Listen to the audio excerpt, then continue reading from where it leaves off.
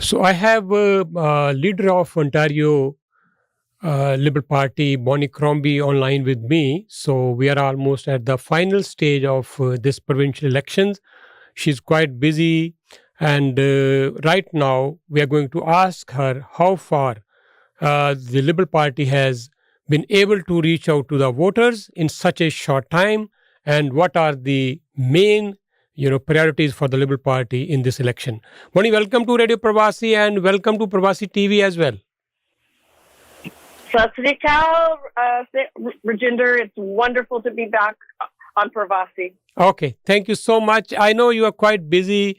Tell us, people were not prepared for these elections, particularly at this time, whether many other reasons that people are not taking much interest in this election, but still elections are election. Doug Ford has decided to go into elections. So far, where you stand, what do you see the chances of Liberal Party in this election? Well, it's funny you should ask. He picked the coldest and the shortest month to hold an election in this time where we need him hard at work at his desk because, of course, he already has the majority government and he should be working hard to save jobs, not just to save his own job. You know, I can't imagine that there's another premier in this country that would pick now to hold an election. It's wrong. It's simply wrong. But that said, our message is resonating with voters because we're speaking to the need to have family doctors.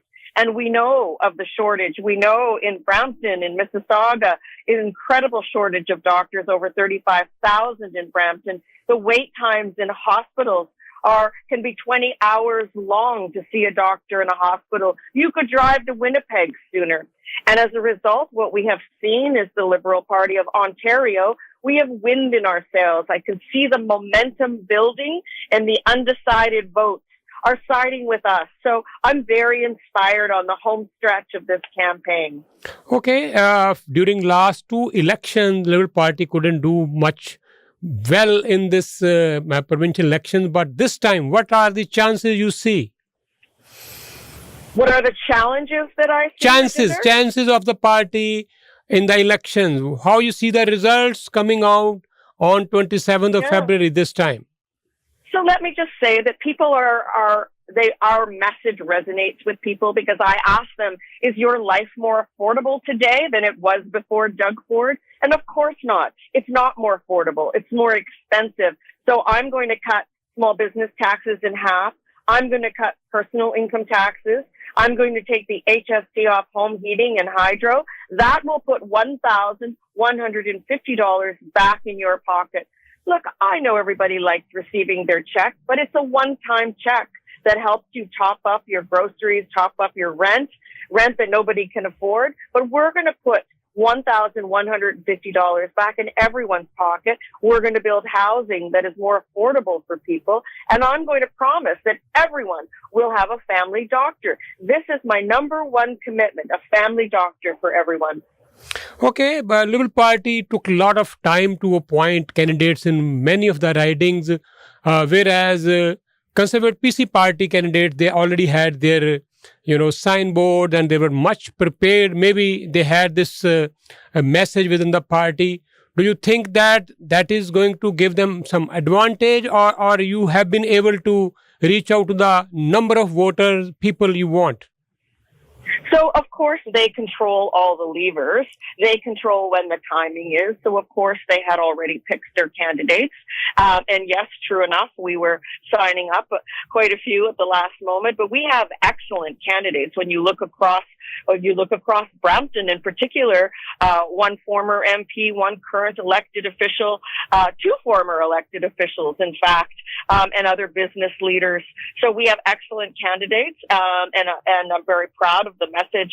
They're working very, very hard. But again, they control the timing. We don't control. And I never thought we would have an election now because he has a supermajority already. He can govern till June 2026. So why would we have thought so? We were getting ready, raising money, interviewing candidates, but this was a snap election call because he's obviously, Rajinder, trying to outrun the RCMP investigation.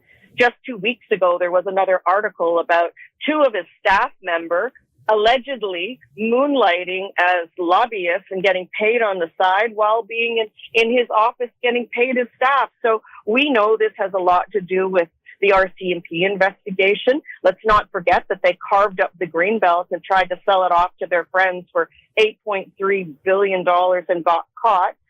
So that's what's happening. And he's, running scared. So he's not protecting our jobs. He's protecting his own. Okay, you are well known in Peel region, being mayor of Mississauga, well known in GTA area. You were member of parliament, mayor. But how about the other parts of Ontario? Have you been able to reach out to most of the ridings so far? Oh, yes. It's really interesting when I travel, particularly in the north. They know me, that lady on TV. I walked into a little town called Chapleau on my way to Timmins, which is far away. Beautiful Sikh community in Timmins, by the way, and in Sault Ste. Marie and in Thunder Bay and in Sudbury, too. And the lady behind the restaurant, she was wiping her dish and she said, "Oh my gosh, Bonnie Crombie is former mayor of Mississauga. What brings you here?" So far and wide across the province, I've got good name recognition, which is growing all the time. And I'm very, very pleased on the direction that things are going. We certainly have the momentum. We are closing the gap. I want to encourage everybody to go out and vote on the 27th, which is Thursday. And this is my pitch, Rajinder. This election for me is about healthcare. And the destruction that Doug Ford has done to this province and holding him accountable, like those 1,000 people that were in the lineup in Walkerton for one family doctor, seniors pushing walkers, young mothers with strollers bundling up her babies for one doctor.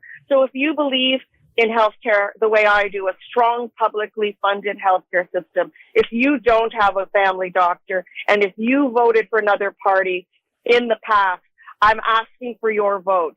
We need to change the government if you want a family doctor. I'm asking for your vote on February 27th. Please vote Ontario Liberal. Okay. Anything you want to say at the end, Bonnie, to the voters, to our listeners, viewers? Any message?